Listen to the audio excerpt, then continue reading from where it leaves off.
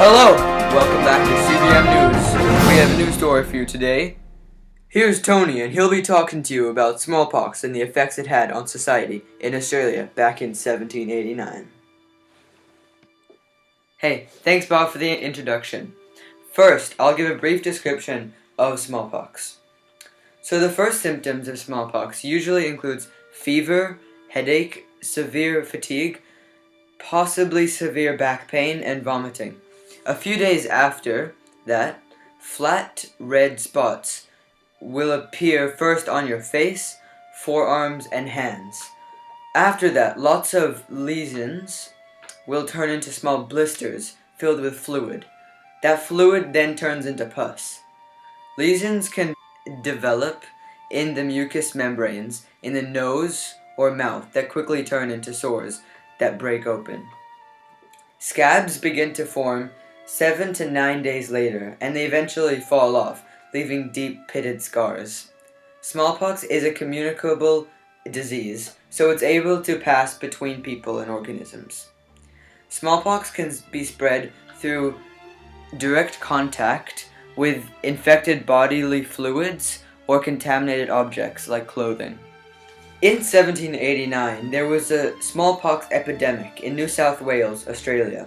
The epidemic was reported amongst lots of Port Jackson Aboriginal tribes who were actually resisting settlement from the first fleet of British soldiers.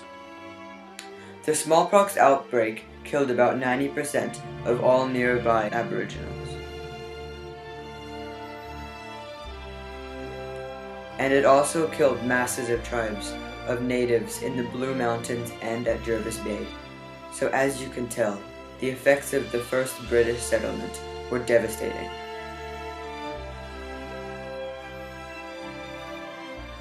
Although some British surgeons and doctors did try and help some Aboriginal people.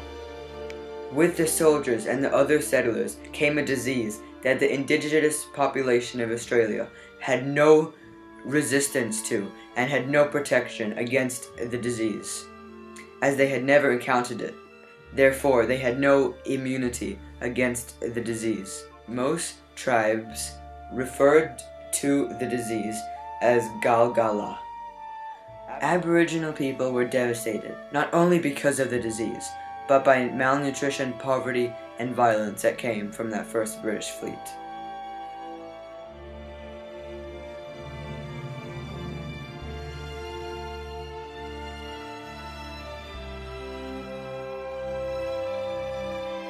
Overall, the great number of deaths caused by smallpox within the indigenous population did have devastating effects on the social organization of their tribes. This was because the most affected within the tribes were the elders, pregnant women, and small children.